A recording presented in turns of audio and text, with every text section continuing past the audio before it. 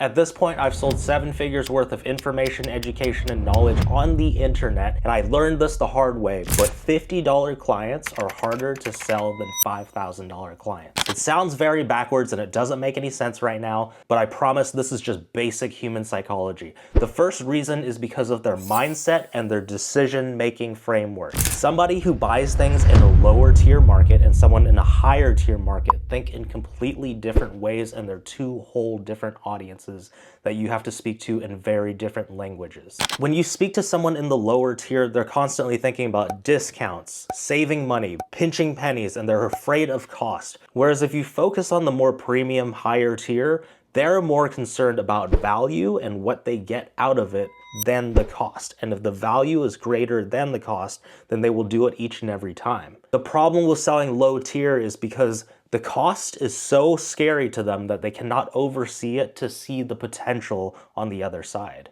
And you want someone who looks at the outcome before they make a decision. Because if I said to you, I will sell you a car, it will be $10,000, the person with a lower mindset is going to think, I don't have $10,000 right now. No, I'm going to say no, I'm going to pass on that. If you ask the same questions to someone with a higher level mindset, the next question they're going to ask is, what kind of car is it? And guess what? If it was a Lamborghini, that person with the lower mindset has just missed out on an amazing deal, and this person just scored. You see, the lower mentality is so focused on cost that it doesn't matter to them what's on the other side because they're so scared of putting up that much money. The person with the higher level mindset could still not have $10,000, but they ask the right questions and say, what kind of car is it? Now they realize it's a $250,000 car. Even if they don't have 10K in their bank, they're gonna go out and they're gonna find a way to get 10K and get resourceful because they know they could take that car and sell it for way more money. So it would make sense to borrow money from people, take out a loan, do whatever you can in order to get that Lamborghini for 10K and sell it. That's the type of person you want to attract. You want to think of the people who think of the outcome and see the potential growth before they make a decision versus somebody who's just scared of the cost. It's just part of having a growth versus a scarcity mindset. Someone with a growth mindset can always look at what's on the other side and they can see the potential and they can make good decisions based off of that. Whereas if you talk to somebody with a scarcity mindset, you could tell them if they gave you $10,000, you could show them how to make $1 million and they would still say no because they're so scared of forking up that 10K. They don't see the potential, they don't see the growth on the other side. So it's a headache to deal with to try to pull teeth and get them to take action. And there's clearly a separation between these two markets. I'm not making this up. If I said Walmart, what do you think of? Discounts, price slashing, savings. Walmart people, if you look at Walmart people, like there's always lines constantly out the door for the returns. And the people who walk into Walmart don't walk in to think, I'm gonna look for the best quality products right now. They're looking for what can I get for the cheapest price? And that is the whole mentality when they walk into the door. How are you going to try to sell something premium, something good to people who think only in terms of cost? If I said Gucci, on the other hand, what do you think? Premium, high status, expensive. Now, people shop in Gucci not because it's cheap. They don't walk into Gucci thinking they're gonna get a discount. That's not their mentality around it. That's not even their aim. They walk into a Gucci and they pay for Gucci because it is expensive. If Gucci was as cheap as Walmart and looked like a Walmart brand, they wouldn't even want to buy it and it wouldn't give them any level of high status. It wouldn't be a premium product. They walk in thinking only, what can I leave with? What am I gonna get out of this? This is gonna elevate my status. I'm gonna look better. I'm gonna feel better. I don't care what it costs. That's what I want. And another one is people with higher level thinking understand how important their time is and they would rather trade their money than their time. Whereas people in the lower tier will always trade their time for money. Everyone understands how important time is as a concept, but they don't put it into practice, whereas the premium people do. They will do whatever it takes in order to buy back more of their time. The lower tier will pinch pennies, do whatever they can, sell their time in order to make a few bucks. Which customer do you want to go after? Do you want to go after somebody who is scared or somebody who sees potential in buying a product? Look, people who buy premium things go in and they buy things because it is expensive. For instance, like a Rolex. Like, I didn't buy this Rolex because it's cheap.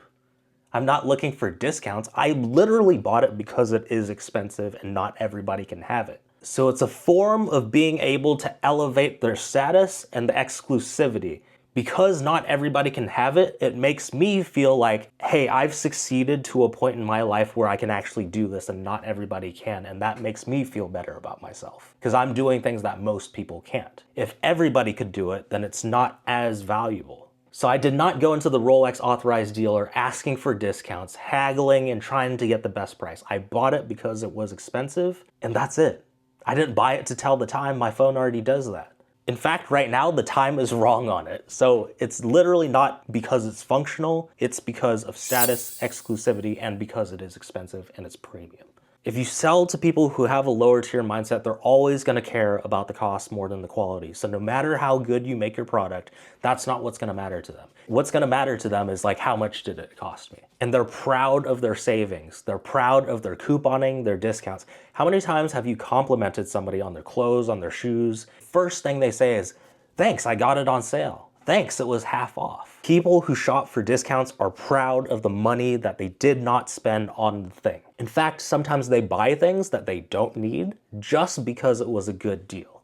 What happens after that? They either let it rot and never use it, or they end up returning it because they finally realized after they bought it on impulse that it's not something that they need. So in your business, if you're trying to sell things to clients, it is worse having refunds, disputes, all these problems and headaches versus just saying no to those people completely and not trying to sell them and work with them in the first place. It ends up creating a bigger problem for your business. Banks get mad, payment processors get mad, people take away your abilities, and so it's just not worth it. It's better to say no versus getting refunds and disputes. And here's the thing, when you sell cheap products, what do you need? You need more volume. You need more people to buy from you.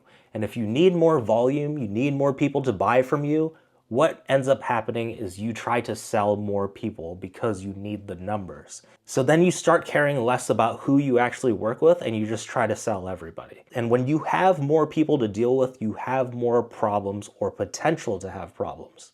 What if you enroll 100 people, but then 8 of them want refunds and they get pissed at you and they go to their bank and they dispute it and it creates all these problems, then they shut down your Stripe account. It creates bigger problems when you have more moving parts. It's just like crowds. Do you remember the Woodstock back in the 90s where there was that complete mayhem and just riot, all because one person started doing something, so another person does it, and another person does it, and it just snowballs and completely escalates into something that's not even manageable. So the more people you have, the more you have to deal with, the more refunds, the more potential issues come up. Do you want to deal with the masses, the people who are hard to even sell a small product to? If you try to sell them a $50 product, they're gonna be like, that's $50, that's a lot of money. If you say $5,000 to those same people, they're gonna say, it's a lot of money, it's gonna be the same story. But that's the point. You don't want to sell to those people anyways. You want to focus your price on the premium products, the premium people, so that it only speaks to them and they truly see the value in what you have. And they're just easier to sell because you can just show them what the potential is to work with you. And if they see it in their eyes, they will pay you happily and not bat an eye about it and not complain. That makes your business easier, then you don't hate your business and you can actually scale it. If you're somebody who teaches a creative skill online and you want to learn how to target these premium people and get them to pay you and only focus on helping them, I'm gonna leave a link to the training down in the description. Feel free to watch that. I hope this was a helpful video and opened your eyes to see that it is actually easier to sell more expensive things to more premium people than it is to sell cheap things to lower tier people. Hit subscribe, share this with a friend that you think would benefit from this, and I will see you in the next video.